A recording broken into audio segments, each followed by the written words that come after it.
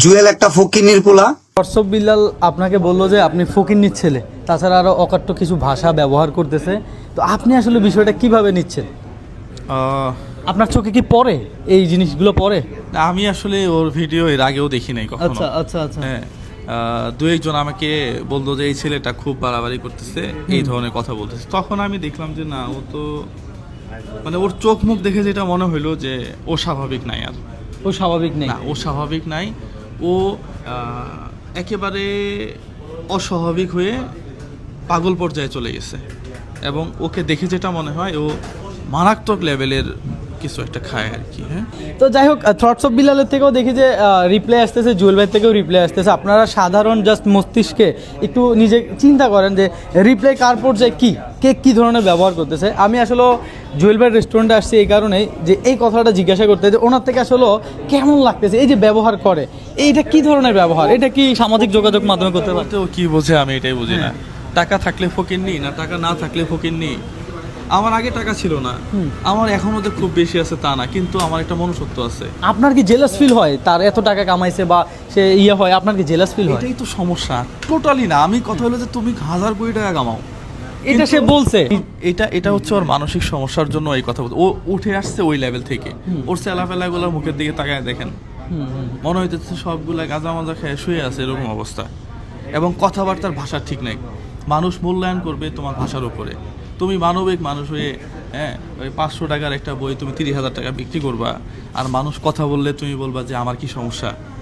আচ্ছা, আমরা যে এখন সোশ্যাল মিডিয়া দেখতেছি, আপনার এখান থেকে একটা রিপ্লাই আর ওই থটস অফ বিল্লাল আর একটা উল্টা পাল্টা রিপ্লাই দিচ্ছে, এইটা শুরুটা কি রকম জাস্ট সংক্ষেপে বলেন। তো আমার বইটা আছে নাকি, এই যে দেখেন বইটা। আচ্ছা, এই সেই বই। হ্যাঁ, এই যে হৃদয়ের নাম বানানো ভুল করছে। হ্যাঁ, আচ্ছা, হ্যাঁ। এটা নিয়ে আমরা কথা বলবো না। হ্যাঁ, এবং এই যে বইটা, আমি জাস্ট প্রথম পৃষ্ঠাটা দেখাই আপনাকে। হ্যাঁ হ্যাঁ, প্রথম পৃষ্ঠাটা আমরা দেখি। আচ্ছা, প্রথম না, 2টা পৃষ্ঠা দেখাই।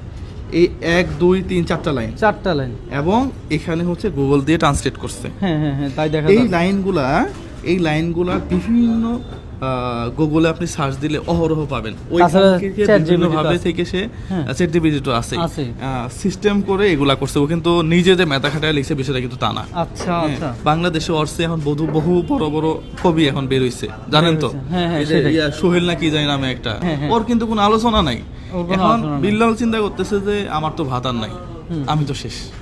এখন আমাকে টাউটি করে বাটপারি করে যেভাবে হোক আমাকে একটা জায়গাতে পৌঁছাইতে হবে। জায়গাতে আচ্ছা দেখেন তো, এই যে 4টা লাইন, 4টা লাইন, এইটুকু ফাঁকা। এই পৃথিবীতে আর কোনো কবি ছিল না নাকি?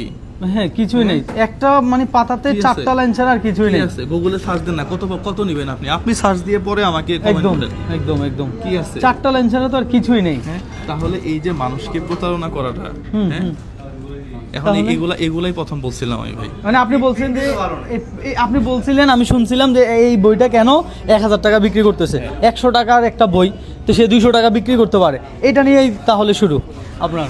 আপনি এসে মানুষ হিসাবে এই দেশে কি ঘটবে এটা নিয়ে আপনি কথা বলতে পারবেন না? অবশ্যই রাইট আছে, আমি সেটাই শুনতে চাইতেছি এতক্ষণ। একটা বই লিখছেন, হ্যাঁ, হ্যাঁ, হ্যাঁ। এই বইটার দাম 300 টাকা দিয়ে আমি কিনছি। আমি কেনার পরে আমি বললাম যে রবিন ভাই যে বইটা লিখলো, এই বইটার দাম 150 টাকা হইলে ভালো হতো। অবশ্যই রাইট আছে, এটা বলার রাইট আছে। তাহলে এরপরেই রিপ্লাই শুরু, আর আমরা দেখতেছি ইতিমধ্যে তার অকাট্য যে ভাষাগুলো, আসলে এগুলো খুব খারাপ লাগে। কন্টেন্ট ক্রিয়েশনের আব্বা বলে সে, মানে কন্টেন্ট ক্রিয়েট করে যারা তারা। আমি ওকে আজকে বললাম যে 100K ফলোয়ার ছিল আমার এলাকাতে, এসে বলতেছে জুয়েল ভাই একটা ভিডিও, আমি সেই ভিডিওটা দেখছি, আমার চোখে পড়ছে। ভিডিও করে দিলাম।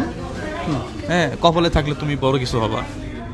সেই ভিডিওটা তো ভাইরাল মানে কি, ওর 17K ফলোয়ার এখন মনে হয় 18-19K হয়ে গেল, 18-19K কয়েক মিলিয়ন ভিউ। এখন আমি কি বলতে পারি যে আমি তোমার আব্বা? মোটেও না। আমার যে ড্রাইভার, সে তো ভিডিও বানাইতো না, ভিডিও বানাইতো 40K ফলোয়ার। এখন আমি কি বলতে পারি আমি তোমার আব্বা? কখনো রাশিদুল সিএনজি চালায়, তো সারা রাত সিএনজি চালায়, দিনে এসে আমার সাথে সময় দিত। আজকে $300 উপরে ওর অ্যাকাউন্টে, তার মানে প্রায় 40,000 টাকার কাছাকাছি। 40,000 আমি এখন রাশিদুলকে বলতে পারি যে তোমার আব্বা আগে যেটা আর ছিল, সে জগতের আব্বা হয়ে যাইতেছে, ভাবা যায়। তো আসলে জুয়েল ভাইয়ের কথায় আমি একমত হইতে বাধ্য হইলাম যে ও কিছু একটা খায়। হ্যাঁ, এটাই হইতে পারে। আর ওর সুস্থতা কামনা করি, ও যেন দ্রুত সুস্থ হয়ে যায়। আমি নিজে অসুস্থতা কামনা করি, আমিও শুভাকাঙ্ক্ষী, এখনো বলে দিলাম। শুনছেন ভালো মানুষের ভালো কথা। এই যে কিছু কথা নিয়ে থটস অফ বেল্লা কত কিছু না বলছে এই জুয়েল ভাইকে, তারপরেও সে কি কইলো লাস্টে এসে, আর আমি শুভাকাঙ্ক্ষী, ওর জন্য আমি শুভকামনাই করি। এই হচ্ছে ভালো মানুষ।